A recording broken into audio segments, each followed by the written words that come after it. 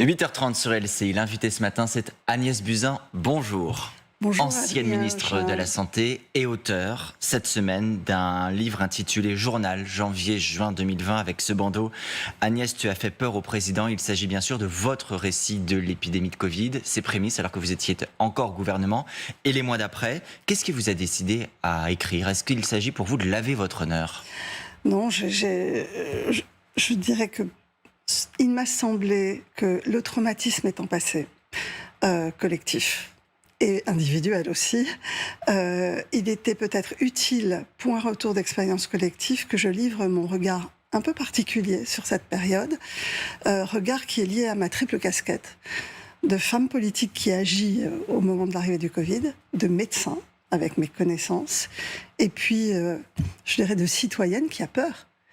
Et qui, comme nous tous, a aussi été désorientée, déboussolée par ce qui se passait. Bien sûr, avec des gens atteints autour de moi et l'angoisse de la mort. Et donc, c'est à la fois un récit singulier qui est le mien, mais une histoire collective. Et donc, ce récit, avec mon analyse, mon décryptage de ce qui se passe au jour le jour, il me semble qu'il faut que je le rende aux Français. Vous expliquez et vous argumentez, vous montrez par vos messages combien vous avez tenté d'alerter. Est-ce que l'erreur début 2020, c'est en fait de ne pas vous avoir assez écouté? Non, je pense que c'est d'abord, ce ne sont pas que des alertes. On présente ça toujours comme des alertes, c'est d'abord des actes. Le ministère de la Santé était incroyablement mobilisé au mois de janvier. Beaucoup plus que n'importe quel autre pays européen. Nous commandons les premiers des masques, des respirateurs, nous lançons le... Qui n'arriveront pas parce que les Chinois sont même en situation d'épidémie alors que ce sont eux qui nous fournissent. Absolument, mais ça, à l'époque où nous faisons les commandes, nous ne le savons pas. Et donc, ce ministère est incroyablement mobilisé et il lui est reproché de rien avoir préparé. Donc, ça rend hommage au travail quand même d'un ministère incroyablement efficace à ce moment-là, même si à la fin on peut regretter que ça n'ait pas suffi. Mais alors, qui a failli? Qu'est-ce qui n'a pas marché? Est-ce qu'il y a là une faillite du politique? Vous semblez dire non puisque le ministère a travaillé, ou une faillite du scientifique? Alors c'est ce que j'essaye de montrer dans ce livre. Il y a une forme de déni collectif, et notamment du déni des médecins et des scientifiques qui, à un moment, me fait douter de moi-même. C'est-à-dire qu'effectivement, je suis seule à pressentir, parce que c'est une intuition au mois de janvier, que ça va être grave, et je n'arrive pas à mobiliser la communauté, mon écosystème médical et scientifique. Vous reconnaissez tout de même que les faits, d'ailleurs, ne vous donnent pas totalement raison. À ce moment-là, on n'a pas de rapport tangible qui permette d'attester votre intuition. Oui, alors j'explique toutes les questions qu'on se pose. Au niveau international, je rends compte des discussions du G7, des ministres de la Santé du G7. J'essaie d'expliquer toutes les interrogations que nous avons à cette période-là. Et au moment où arrive l'affaire Griveaux, malheureusement, je dirais pour moi... Donc je rappelle rapidement, vous êtes ministre de la Santé, il est candidat au municipal à Paris, une vidéo intime le conduit à renoncer à sa candidature et vous héritez de cette mission.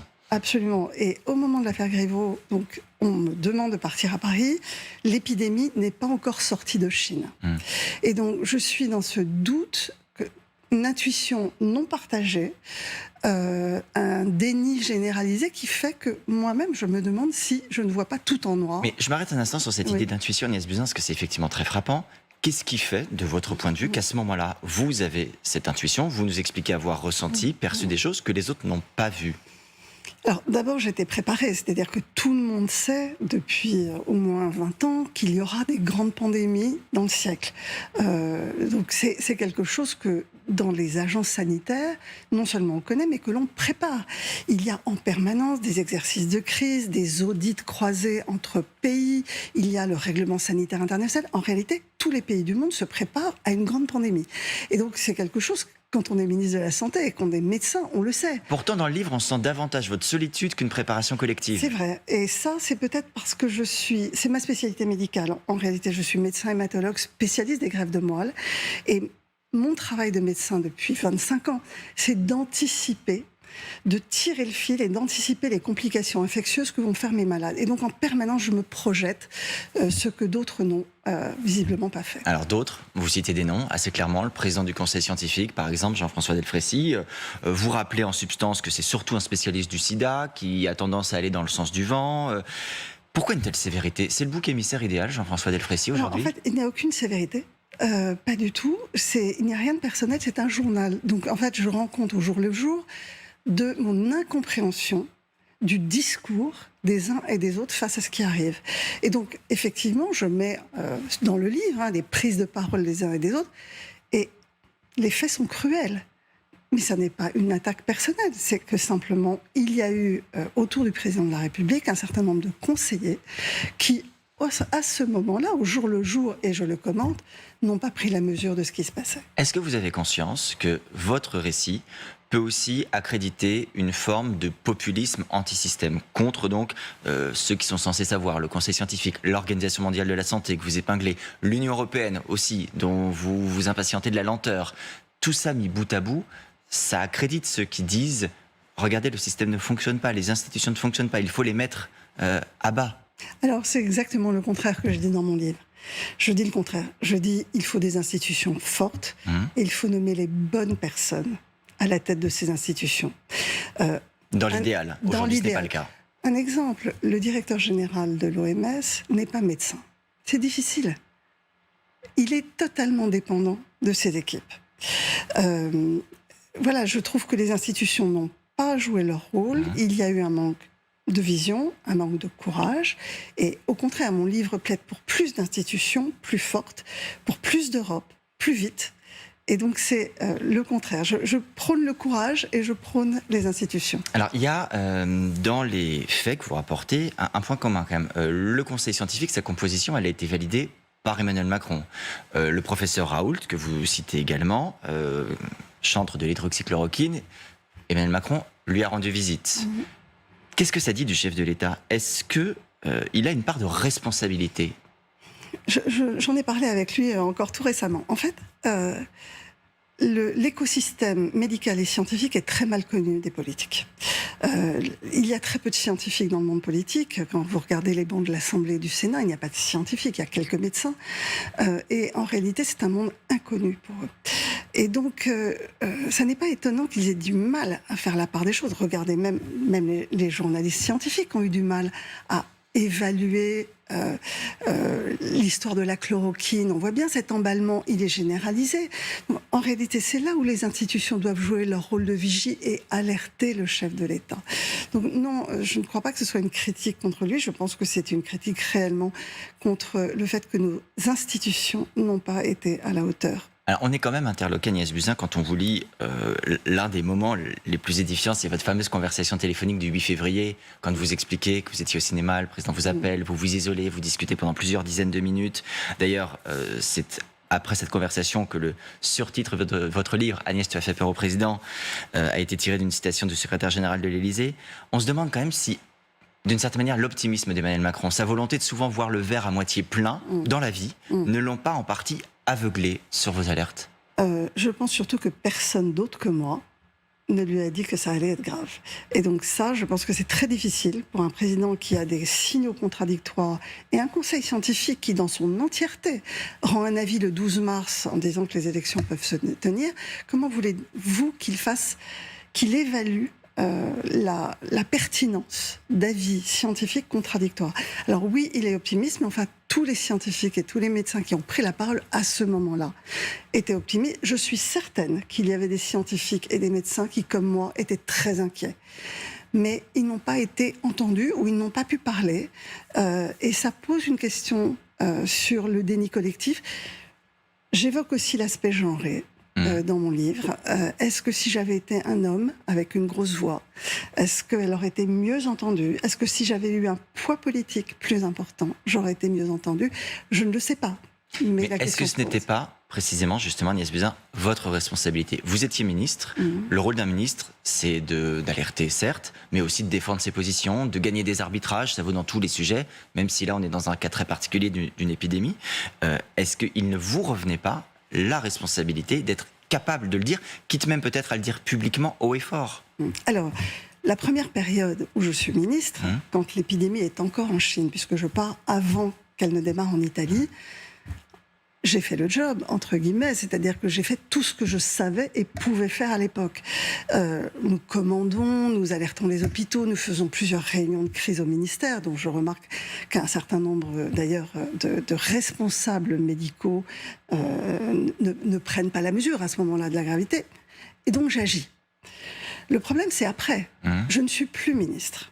On me colle une étiquette qui est celle d'une candidate à la mairie de Paris, en oubliant que je suis médecin aussi et que moi, je ne me dissocie pas. Je suis candidate à la mairie de Paris, mais je suis médecin qui voit arriver quelque chose. Et c'est à ce moment-là que ma parole n'est plus entendue ou plus écoutée. Je ne compte plus dans le dispositif. Il y a un autre ministre, il y a un conseil scientifique. Et en fait, il faut vraiment séparer les deux périodes. Quand je suis ministre, j'agis, on m'écoute. Et d'ailleurs, on voit le Premier ministre n'arrête pas de faire des réunions, les commandes partent. Il n'y a pas de difficulté à ce moment-là, quand je suis ministre. C'est lorsque je ne le suis plus. Mais lorsque vous ne l'êtes plus, vous avez un successeur, Olivier Véran. Est-ce que de votre point de vue, il prend la conscience de la gravité de la situation ? Je ne le sais pas, je ne suis pas capable, je ne le vois pas à ce moment-là. Je suis certaine qu'Olivier Véran, à un moment, s'est rendu compte de la gravité quand l'épidémie a commencé en France. Ça, c'est évident. Quand il était trop tard, d'une certaine manière. Je ne sais pas, peut-être qu'il a été... En fait, je ne suis plus ministre, je suis candidate à la mairie de Paris. Il y a un cabinet, mon cabinet était extrêmement investi. Olivier Véran a gardé mes conseillers. Jérôme Salomon, qui gère merveilleusement la crise. Qui était directeur général de la santé à ce moment-là. Donc je pense qu'Olivier Véran a pris la mesure. Vous avez des mots aussi qui font froid dans le dos. Vous citez dans les messages dont vous faites état aussi un message envoyé au Premier ministre de l'époque, Édouard Philippe, après le discours du président le 16 mars, qui est l'annonce du confinement sans prononcer le mot de confinement. Vous dites, derrière vos décisions, ce sont des gens qui vont mourir. Est-ce qu'Emmanuel Macron et Édouard Philippe ont des morts sur la conscience, doivent avoir des morts sur la conscience aujourd'hui ?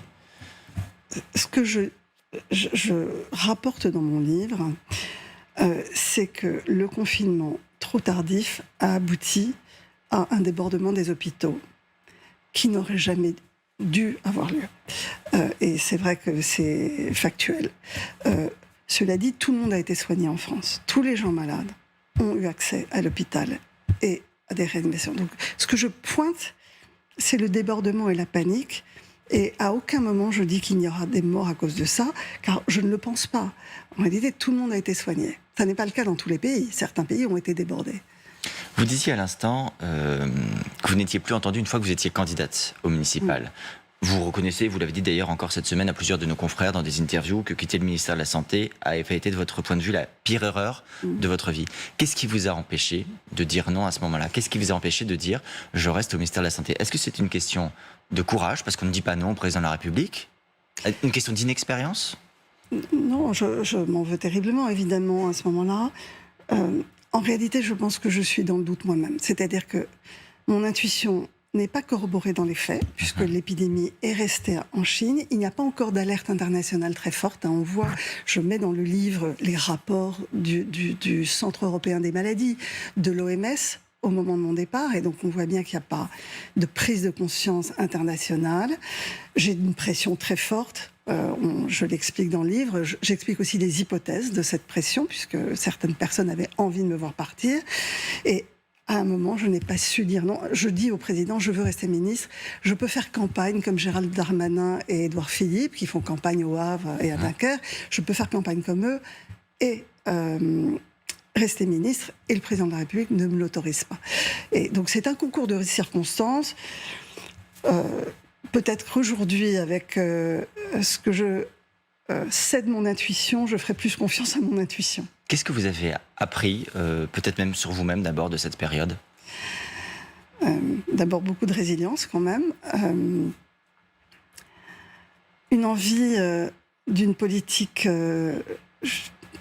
ancré sur le fond, vraiment, et plus de science en politique. Ça, c'est quelque chose que je voudrais porter aujourd'hui. Je pense que ça a été un des gros problèmes de cette crise. Et plus de connaissances scientifiques même dans la société, si on dans la élargit votre propos. société, une meilleure appropriation des enjeux scientifiques et une meilleure appropriation de ce qu'est une crise.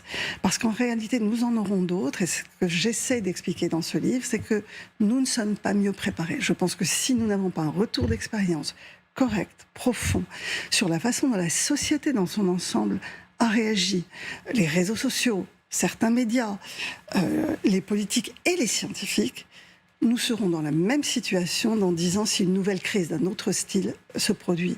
Or, nous savons qu'il y en aura. Mais ce que vous dites fait extrêmement froid dans le dos. Vous nous dites si une épidémie se reproduit, il peut potentiellement se passer la même catastrophe. Alors, je pense qu'on apprend des crises. Donc, si une nouvelle épidémie arrive très tôt, nous aurons quand même cette historique et cette perception du risque. Mais il y aura d'autres crises d'un autre type, des crises climatiques, des crises de l'eau, Donc, comment une société s'arme collectivement, à l'échelon du citoyen, pour prendre en main son destin comme société, est-ce que pour vous répondre dites, à ça.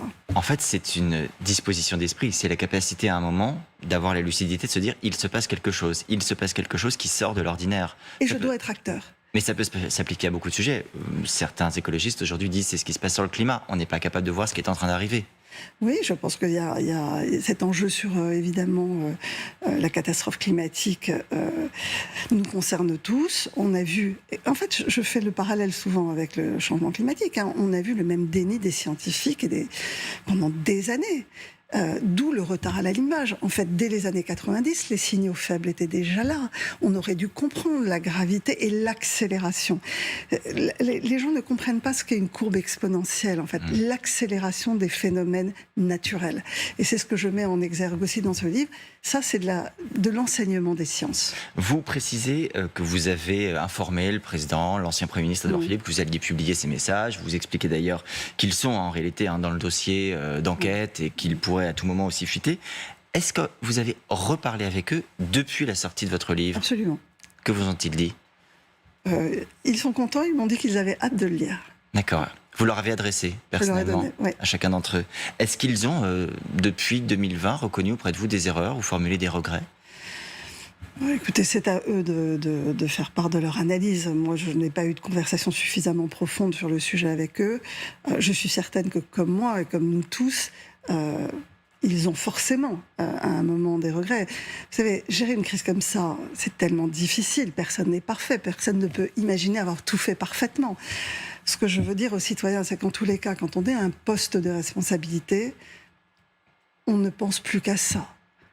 On n'agit que pour le bien commun. On est obsédé par l'idée de sauver des vies. Tout le monde. Absolument tout le monde.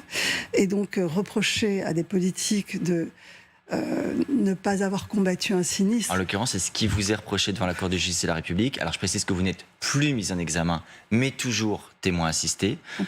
Édouard Philippe et Olivier Véran sont d'ailleurs aussi concernés par la procédure. Est-ce que vous considérez que cette procédure est, je ne sais pas quel serait le terme, malvenue ? On ne peut pas vous reprocher, vous demander des comptes ? Non, on peut toujours demander des comptes. Ce que je remarque aussi, c'est que dans aucun autre pays au monde, les ministres en exercice au moment de la crise n'ont été mis devant la justice. Alors pourquoi chez nous ? C'est une question que je pose aux citoyens. Pourquoi chez nous ? Pourquoi avons-nous eu besoin de judiciariser une crise sanitaire mondiale ? Ça aussi, c'est une interrogation. Mais votre réponse, c'est qu'il n'y a pas de responsabilité politique dans cette crise sanitaire. Le fait d'avoir voulu bien agir suffit à dédouaner le politique. Il y a une responsabilité politique. Le problème, c'est est-ce qu'elle est pénale ? Il y a une responsabilité politique. Et les politiques, ils sont jugés sur leurs actes. Il y a des élections, il y a des commissions d'enquête parlementaires pour juger de l'action publique et politique. La question, c'est est-ce que, pénalement, on aurait été à ce point criminel pour être mis en face de juge. Et c'est ça la question qu'aucun pays au monde ne s'est posée en dehors de la France. Vu cette expérience tout à fait singulière que vous décrivez, est-ce que la page de la politique est tournée pour vous ? Pas la page de l'engagement, ça c'est sûr. La question que je me pose souvent, c'est est-ce qu'il y a de la place pour des gens de la société civile avec une forme d'expertise dans la politique. Quand on voit le dernier remaniement du gouvernement, on voit que les personnalités de la société civile ont été remplacées par des politiques, c'est assez clair. clair. Moi, la question que je me pose, c'est est-ce qu'il ne faudrait pas, au contraire, que la politique s'adapte un peu mieux à la société civile ? Est-ce que la politique doit se résumer à des joutes verbales et à des tweets de 280 caractères ? Est-ce qu'il y a de la place pour du travail de fond ? Il me semble que dans ce livre, j'essaye aussi de rendre hommage à l'action publique et à l'action politique. Et vous dites, aujourd'hui encore, vous l'avez dit cette semaine, j'ai envie d'être utile, j'irai là où je suis la plus utile. Vous avez parlé dans cet entretien encore d'Europe. Est-ce que c'est pour vous aussi une manière de dire votre disponibilité pour les élections européennes, pour prendre une tête de liste éventuelle? Non, ce n'est pas un appel du tout. C'est simplement que pendant 2 ans à l'OMS, j'ai été la diplomate de l'OMS dans les négociations internationales. Et j'ai compris que l'Europe était en train de devenir un petit continent, quand on parle démographiquement. Le Nigeria aura en 2050 plus d'habitants que les États-Unis.